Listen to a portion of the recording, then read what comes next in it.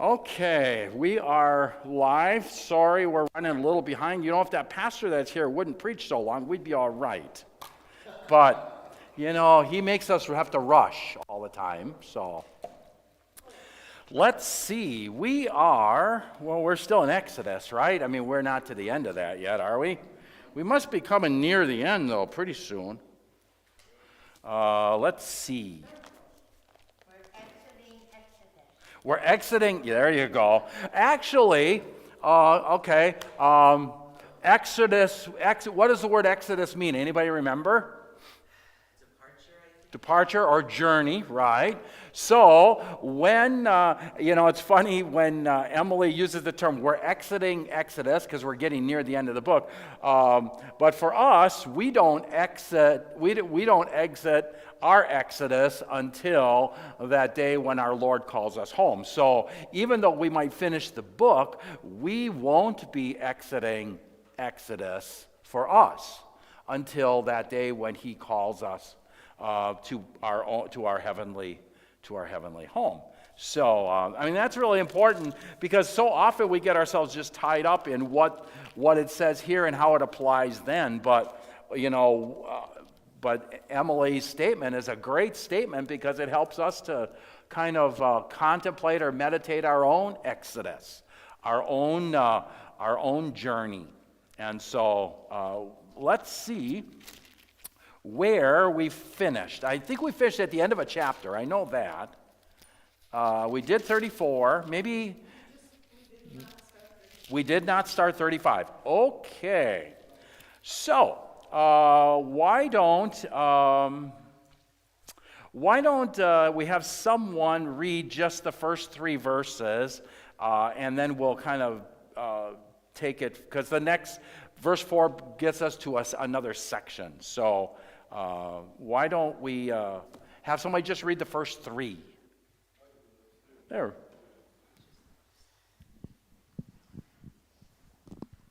Chapter 35. Moses assembled the whole Israelite community and said to them, "These are the things the Lord has commanded you to do. For 6 days work is to be done, but the 7th day shall be your holy day, a Sabbath of rest to the Lord. Whoever does any work on it must be put to death. Do not light a fire in any of your dwellings on the Sabbath day." Okay, so here, obviously, the first thing that we see before he talks about any of the regulations, before he talks about any of the building of the tent of meeting, any of those kind of things, take note what he does here is he talks to them about the Sabbath. And I think what is important for us to get out of that section is it places the importance on what the Sabbath is. And it puts the Sabbath above everything else. And the Sabbath is the time to be with God. The time to gather in God's presence. And so when they use the term, no work shall you do, we immediately look at work as being something laborious, right? It might be something like, in the case of Terry, sometimes Terry is forced to have to go from here and go work at Mayfair, right? And she has to punch in and she has to work. Some people might be going home and they'll say, "Oh, well, this would be the day that I would need to get my laundry done or my house cleaned or whatever the case." How come you guys are pointing at Pam like that? I don't know. All of a sudden I saw that.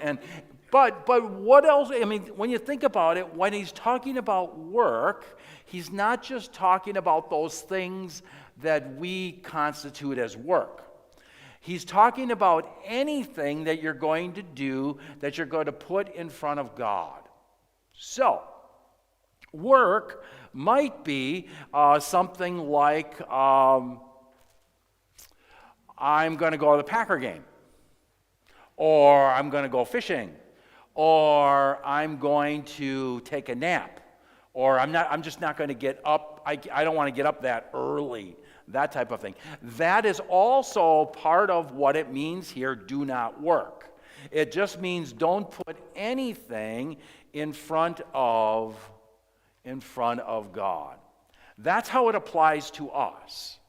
And I think that's very important. And so what has happened over time, from the time that God institutes the Sabbath until the time that Christ comes to fulfill the Sabbath, from that time, the understanding of the Sabbath changed, and it kept changing to a point where they would begin to identify these specific tasks as being Sabbath tasks. And that's not what the Sabbath is about. The Sabbath was always about putting God first and then dealing with anything else later. So that would mean, here would be an example. You were supposed to prepare all your food before the Sabbath, okay? And then, because you weren't supposed to prepare any food before the Sabbath. On the Sabbath. All right. And generally that would be the case. But let's say, let's just use Claudia's house, because again, Robin's not here today, so I get to pick on, it's going to be pick on Claudia. So now it's Claudia's house. And Claudia, she's going to have to prepare the food so that it's done so you don't have to prepare on the Sabbath. But what happens when Claudia's next door neighbor, Lucy, calls her? And Lucy's in crisis during all of Friday and all of the day. And Claudia goes and takes care of Lucy. And she didn't get a chance to prepare the food. Is God saying to her, well, Claudia, you just have to go hungry until Monday? No. No, he's saying that he wants them to generally take care of those things that you can take care of beforehand so that there is no excuse to put, Claudia likes to cook. So Claudia could easily put on the excuse, I've got family coming over, I want to make sure everything is just right and all that kind of stuff. And it would be really natural for Claudia, and I know this because Claudia likes to cook. So it would be natural for her to say, well, I don't have time to get over to church today because I have to get ready for the family. So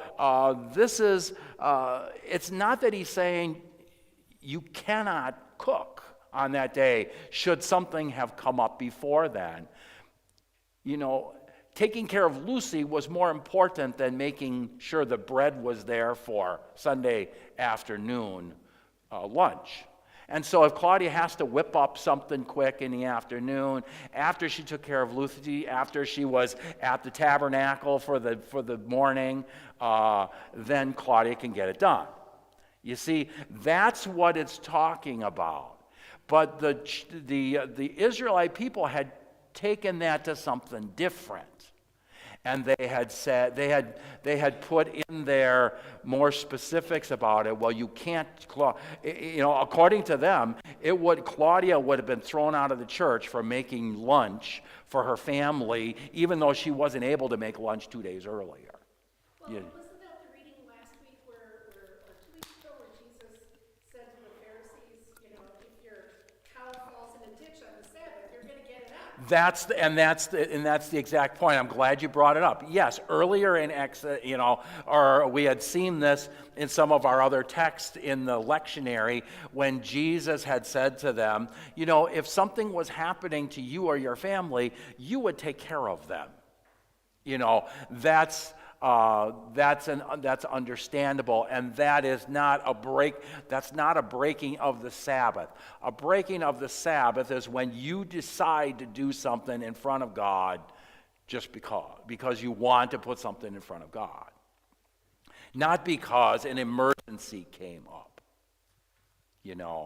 And so that's important. And that's why, yes, those 3 verses don't seem like a whole lot. They seem like just repetition, but there's significance to those 3 verses. So, Now we'll go on to verse 4. This is a longer section from 4 to 29, so why don't we just kind of break it up a little bit? Does somebody want to read like from 4 to 19? Moses said to all the congregation of the people of Israel, "This is the thing that the Lord has commanded. Take from among you a contribution to the Lord. Whoever is of a generous heart, let him bring the Lord's contribution: gold, silver, and bronze, blue and purple and scarlet yarns, and fine twined linen, goat's hair, tanned ram's skins and goat skins, acacia wood, oil for the light, spices for the anointing oil and for the fragrant incense, and onyx stones and stones for setting, for the ephod and for the breastpiece.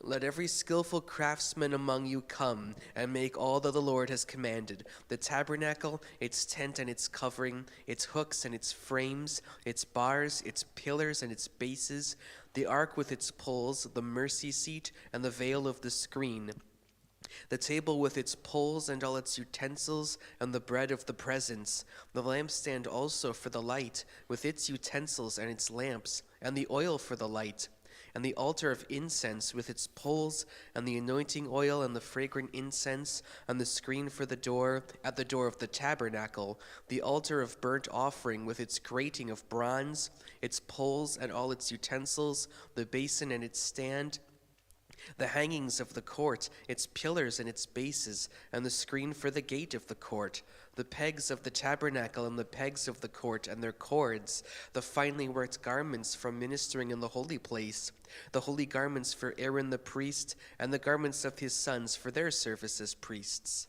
Okay, so I have this long section here, and certainly for us, this is really just a summary by Moses of how God outlined all of this work to be done. Okay? So, rather than discussing all of it, I'm going to ask you, which one section of this entire text do you think has piqued the interest of Pastor Jeff? Because it's literally one sentence. What did you see here that is worth us talking about, or at least bringing up? From what you have taken offering for the Lord. What did you say? From verse 5, from what you have taken offering for the Lord. Of a generous heart, let him bring the Lord's contribution. Yeah. See, I love that. I like that better than whoever is willing, even though that means the same thing. In our world today, when we say whoever is willing, it's sort of like I can ask Terry to do something, and I could probably twist her arm enough to get her willing to do it, right? I could probably just enough of throw a little guilty thing or whatever it takes, right? Until she's willing to volunteer. And that's kind of how we work. But when you see it here as whoever has a generous heart, note here that as Moses is asking now for everything that they need to fulfill what the Lord has done for them, he is going to speak it to them, as to what comes from your heart. The Lord, and again, the Lord, he has talked about this. Look what the Lord has done for you. Now, from a heart of generosity, what do we do back? What are we going to do in return? That is the most significant part of this whole thing.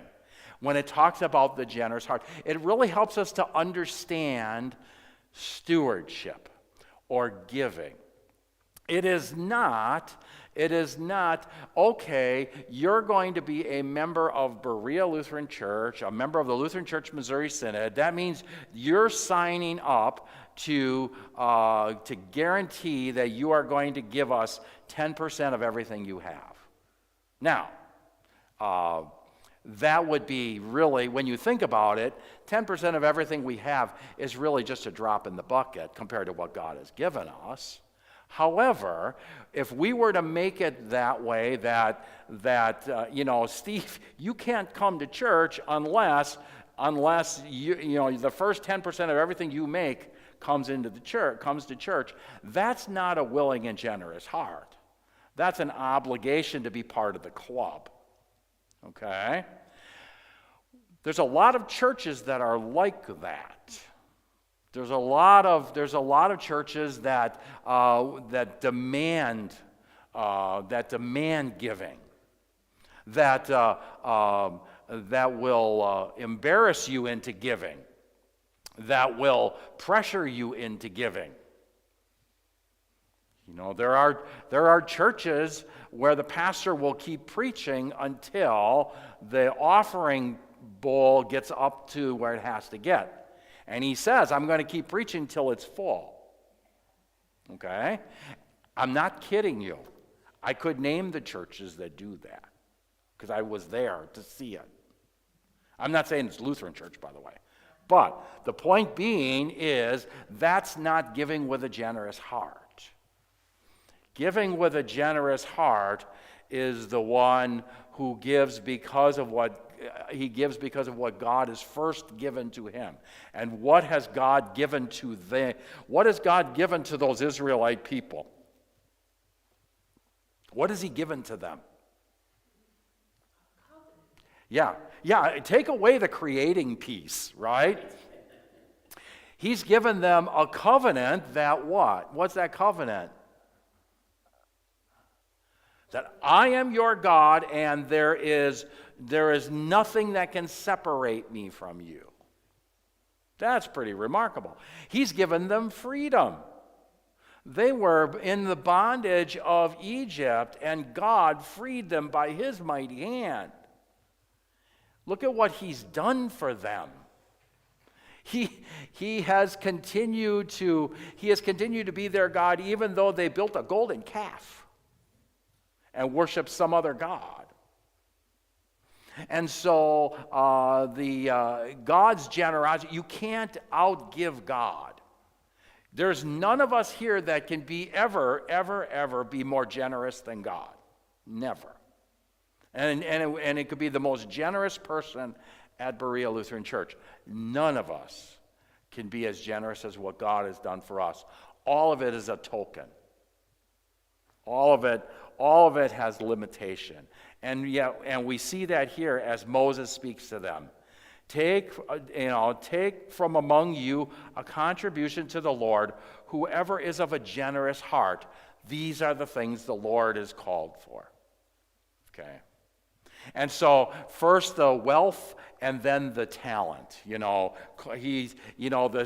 Those of you who have a generous heart that's a skilled craftsman, we need you to build these poles and to form these rings. And you see what I mean? That's the whole point of that section. All right. He wants the best. He showed what's the best is going to be, but now, of course, it's one thing of wanting the best, and then, now it's how close are we, how close is it going to get to be getting the best? Yes, it's going to be made out of the best materials, okay, but if the skilled craftsmen don't have a generous heart, and then all of a sudden we got to try to recruit people that don't know how to do woodworking to do the woodworking, and it isn't going to look the way that God wants it to look, the way that it ought to look. But it isn't even so much that it's not going to look the way that he wants it to look. It's going to be that his people weren't generous enough to do this for him after I've made this covenant with you. That's what it's all about. Okay? So it's less about how it looks and more about what comes from the heart. And that's really what it is with anything that happens here. We could take a look at let's say, I'm going to use this as an example, and this is not picking on anybody, okay? This is just to show when we start talking about being generous from the heart. Last year, the women of this congregation made all new Christmas for our church. Now, is it possible that we could have found some amazing craftsmen to make some of the most amazing Christmas that you'd ever see? Sure. What makes our Christmas beautiful? Is it the design that they made? No. Well, what is it? It's that they came from a generous heart. It is that the women came Saturday after Saturday, and they sat here together, and they hand-formed each one of these Christmas out of a generous heart. I don't think that there was a woman that was here that did it out of obligation. Not one. And that's what it means. So the skilled crafts thing, or or wanting the very best, for us to give God the very best would be that he gets our heart. All the rest of it is another level. It just is what it is. Okay. So if the best that we can offer him is purple cotton rather than purple silk, if that's the very best that we have to offer because of who we are, that purple cotton is as perfect as the perfect silk, as the purple silk. Okay? That is, that's what we see, and we saw that in the sacrifices, in the, for those that could not offer, their gifts of gold, frankincense, and myrrh. Maybe they offered a dove, that type of thing. But it came from the heart. It was all they had. The woman that had the 2 pennies, that's all she had. Versus the wealthy guy who gave a bar of gold. Well, he gave one of his 1,000 bars of gold. You could have lived your life on 1 bar of gold. But he's going to keep 999 of them, but he's going to give one to God, right? God will look at that and say, okay, thanks. And then the woman who gave of the 2 pennies, her gift was greater than all, because, as Jesus said, she gave everything she had. Gift from the heart. That's what Moses is saying here. Give from the heart. If you give from the heart, you're going to give everything that is needed. And as you can see, when they gave from the heart, there was enough to build it exactly the way God wanted it built. But it was not because he demanded, okay, I want, $500 from Claudia's family, and I want $1,000 from the Kirsten family, and $3,000 from the Lighty. He didn't say that. You can give from the heart. And so that's what we see in this text. Okay. Verse 20 to verse 29. Anyone? Okay. Then all the congregation of the people of Israel departed from the presence of Moses, and they came, everyone whose heart stirred him, and everyone whose spirit moved him, and brought the Lord's contribution to be used for the tent of meeting, and for all its service, and for all the holy garments. All right, we'll pause there. Obviously, I'm sure you saw already what I saw in here, right? Mm-hmm. So everyone whose what? Whose heart stirred them, everyone whose spirits moved them, they did exactly that. So Moses said, give from the heart, and it says everyone whose hearts were stirred, they did, and it says they did all of this. All right, go on, verse 22. So they came, both men and women, all who were of a willing heart, and brought brooches and earrings and signet rings and armlets, all sorts of gold objects, every man dedicating an offering of gold to the Lord. And everyone who possessed blue or purple or scarlet yarns or fine linen or goat's hair or tanned ram skins or goat skins brought them. Okay, stop there once. I just wanted to show you this. Does it say every man brought blue or purple ribbon? What did it say? Everyone who had it, everyone who possessed it, brought it. So again, it wasn't demanded of those that don't. If you don't, if Claudia doesn't have it, it wasn't expected that Claudia had to go and mortgage off her house to go get it, that type of thing. All right, go on. Sorry, I keep interrupting, but All good. Everyone who could make a contribution of silver or bronze brought it as the Lord's contribution. And everyone who possessed acacia wood of any use in the work brought it. And every skillful woman spun with her hands, and they all brought what they had spun in blue and purple and scarlet yarns and fine twined linen. All the women whose hearts stirred them to use their skill spun the goat's hair.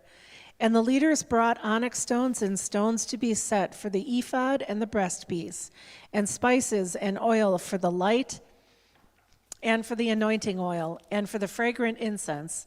All the men and women, the people of Israel, whose heart moved them to bring anything for the work that the Lord had commanded by Moses to be done, brought it as a freewill offering to the Lord.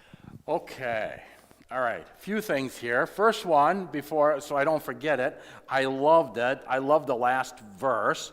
To be done, brought it as a free will offering to the Lord. I love that line. They gave it as a free will offering.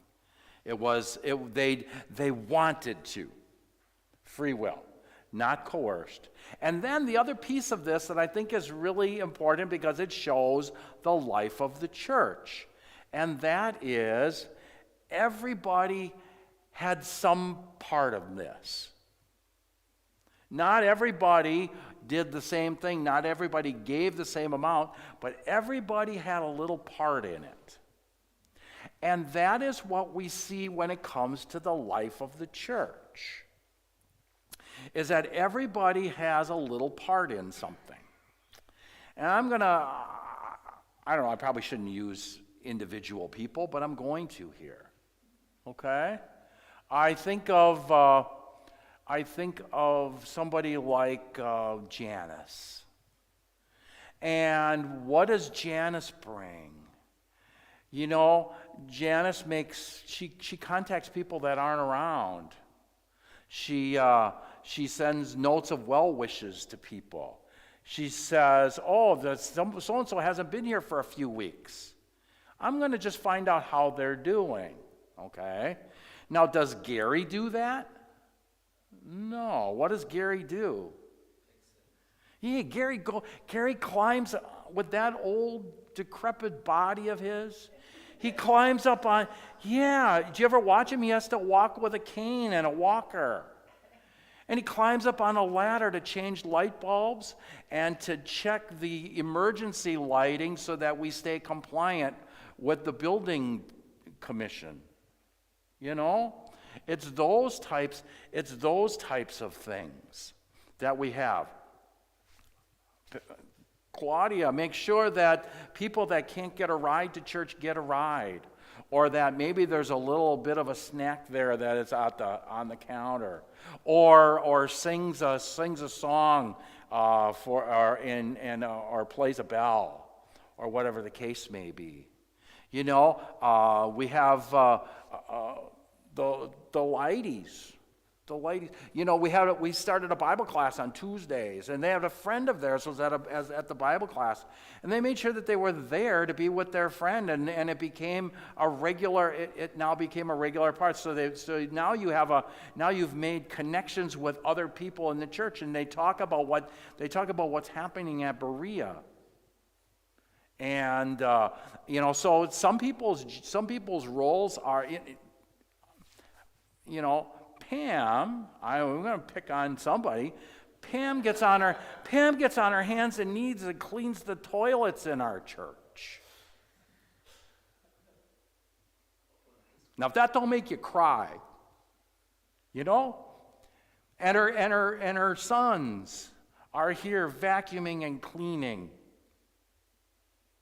making sure that the place is as clean as it can be before we arrive on a Sunday morning. That's the life of the church. That's what this is all about here. As it talks about all these different people doing whatever it is to get done. And everybody does something a little different based off of who they are and what they're able to do.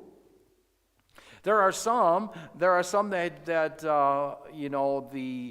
they no longer can use their hands anymore. They can't walk much anymore. So what do? They pray for somebody. We have others that they couldn't even, they couldn't do much anymore. So what did? They wrote checks. Because they said, Pastor, I can't do anything, but I got all this sitting here. I don't know what to do with. So what happens is we have, for the last 6 years, how many years have you been here, Joni? I don't know. You can guess. 5 years. For 5 years, we have had someone who hasn't been able to be here in church because she can't see or can't hear. She's in the dark all the time, who wrote a check to make sure that Joni's position was here every week. The entire ministry was funded by one person because that was the one thing she could do. Yeah, see? That's what I mean. That's what this is saying. So don't look at these words insignificantly. Because each and every person that's a part of this church has done that. We have a woman in our church who's not even technically, she is a member of our church, who has a friend that is facing all kinds of challenges, right? What did she do for that friend besides praying for him? She brought him here into the Lord's house today. You see, everybody can do something. And so what we see, and if you notice all of these, it says, and everyone who possessed, and everyone who had, or everyone whose heart was moved, or you see what I mean? It wasn't one of these where we have to do this with Harvest Fest, or we wouldn't get it done right. Joni has to say, okay, Claudia, I need you to do this. Pam, I need you to do this. Karen, I need you to do that, right? So we have to do that sometimes with tasks, but we didn't see that here. What we see here is where whatever they were able to do, they did, and there was a place for them in the work of the church, and that's what it is here, even at Little Berea Lutheran Church. Is the work of this church gets done, even though many of us would say, I don't know how it's going to happen. And when we talk about it, okay, what's it going to look like a few years from now when our people get even 5 years older? And yet, based off of this, the work of the church is going to get done.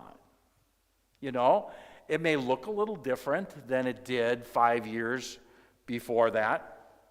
Berea looks different than it did 15 years before today, and that looked different than it looked 15 or 20 years before that time. But the work of the church continues to get done. And because it is done out of glad and willing hearts. All right. Somebody want to finish the rest of the chapter? And to finish the rest of the chapter, you'd have to finish it at chapter 36, verse 1. So go from 35:30 through 36:1.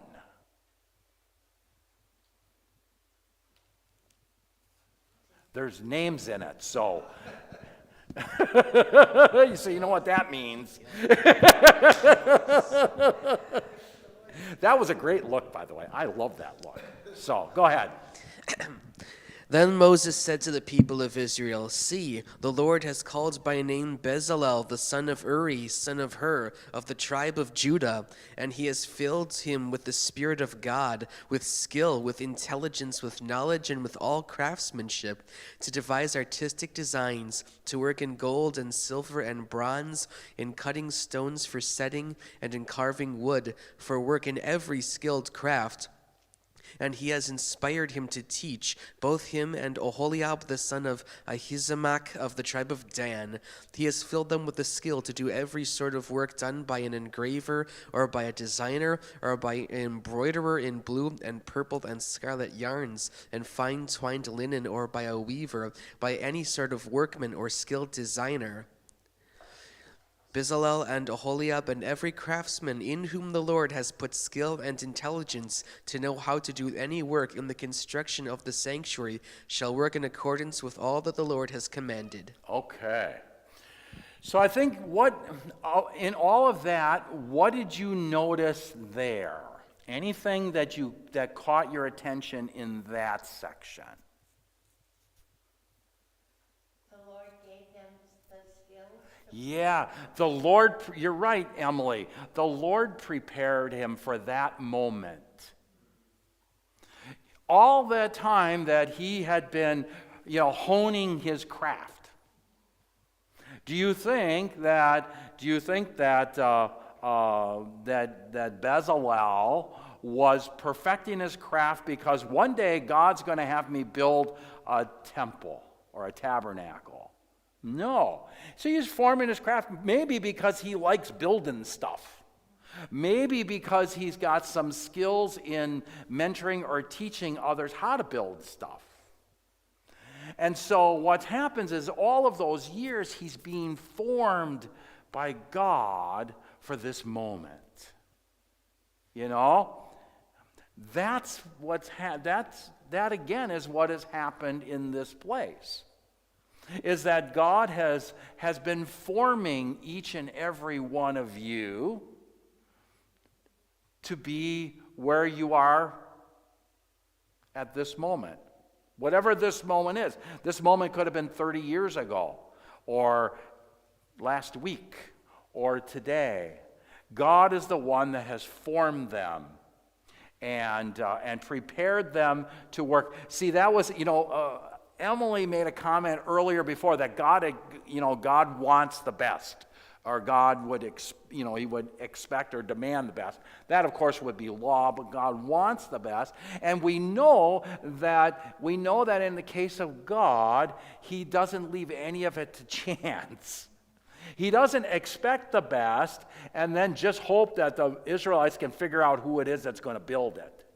No, Moses reminds us that God has been the one preparing him this whole time. Now, how did Moses know that God was preparing him? Think so? Back a couple of chapters, when God was giving him all the instructions, He said, these guys are. I'm going to line these guys up for you. Yes. I'm going to line them up. But he didn't say back there who they were going to be. He says, I will make sure I have all these people lined up. So Moses takes some of the fear of Moses away, right? So now Moses comes down there. Now Moses lays out what needs to be done. How does Moses know who these guys are that God calls?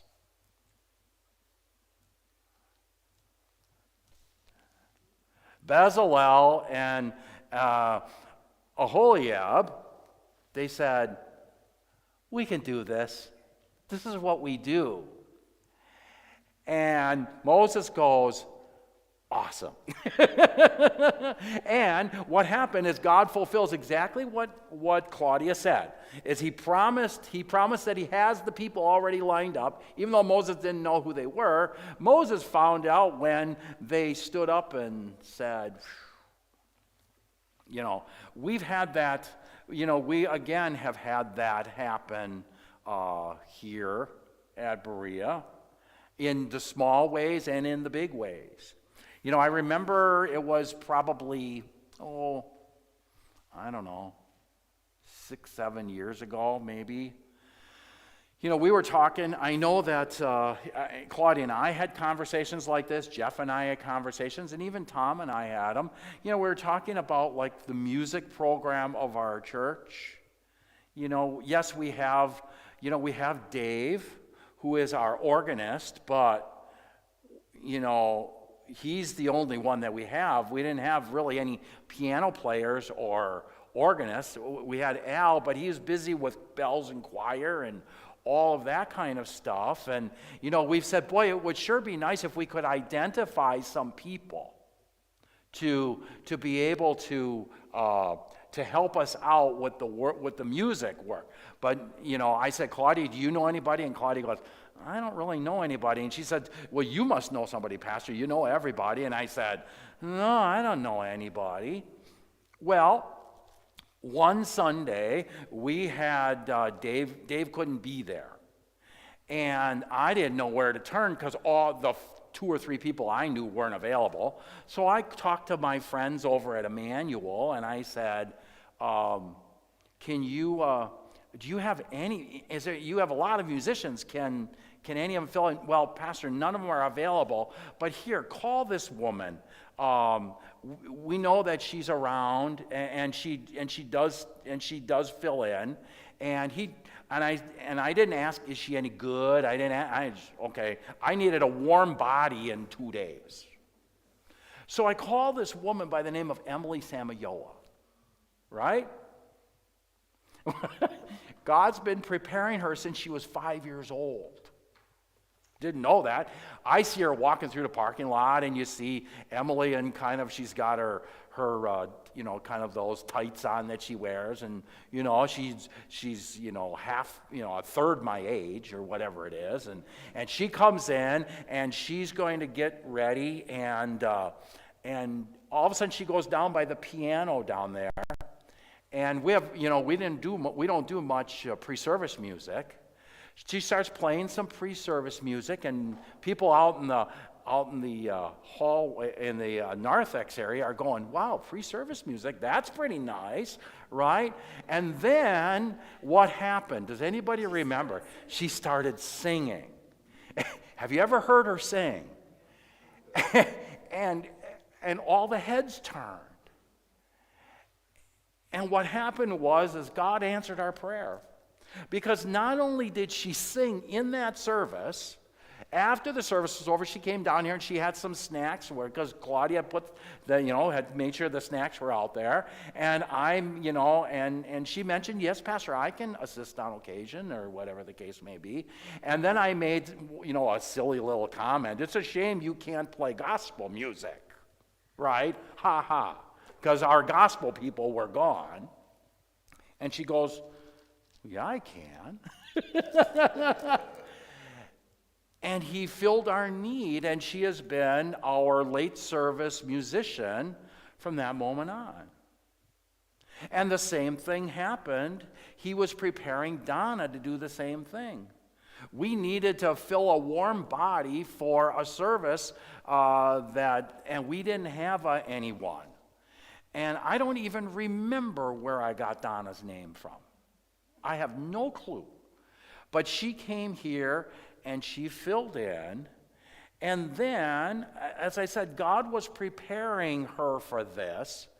One of the preparations was he took her husband home to him, to be with him, unexpectedly. And Donna didn't know where to go or what to do. She felt she was lost because now I'm all by myself. And I don't know what to do. And so she became the regular part of our Thursdays and then our Wednesdays. And she said, that this changed her life. That's the point that I'm making, is that, we can have all of our plans as to how we would have wanted to do it. We thought it was going to be Ken Daniel. We thought maybe it would be Harold Simulton. It turned out to be Emily and Donna, right?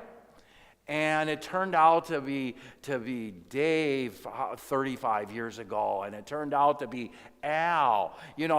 My guess is when Al was hired to be an accompanist here, it was never expected that Al was going to be the one thrust into the role of director. But when your director was killed in a car crash, God was preparing Al that this was going to be the first place he was going to be directing. And why was this a good place for him? Because we have a bunch of people that here that'll say, okay, Al, let me know what you want us to do, and we'll do it. You know, Al didn't find any conflict here in learning how to be a director. But God was preparing him to be our director here. You see, that's, and that story we can tell for all kinds of different things that go on in this place. You know, God was preparing the Hmong people over on 35th and Highland for 20 years, 15 or 20 years, for a time when this area becomes more Asian. And then all of a sudden, God connects those pieces together, and now they are a regular part of this place. God is the one who did all the work. We were just around to say, okay. Well, I think this might work. You know, have a conversation with your board. Hey, we got an opportunity here. And the board goes, well, it's worth a shot. Let's try it. And we do. Yeah. See, that's what we're seeing in this text. So, as we close it out, I mean, don't look at this as just, repeating of what God had talked to Moses about. See it as this is the life of the church. This is God changing hearts in word and sacrament, and then using each person, preparing them for a specific role, and then using them for the work of the church. And each and every one of you have a role. And that's not a statement that says, now you better figure out what it is. That's a statement that says you have a role and you have been fulfilling that role. Now your roles might change as time goes on. Things might be added, things might be taken away based off of, our health or our age or whatever the case may be. But God has been using you for Berea Lutheran Church as long as you have been here. And He will continue to use each and every one of you as He so chooses. And as we said in the sermon today, He takes great joy in telling the story about you. Because each one of you are a martyr. Each one of you are a proclaimer of Jesus Christ crucified and resurrected. And heaven likes to talk about you. So they talk about all these little things that you have done that to the rest of the world look like, no big deal, or, boy, they could do more than that, or whatever. God doesn't see it that way. He sees what you have done in this place. So, that's chapter 35. All right? We'll dive into 36 next week.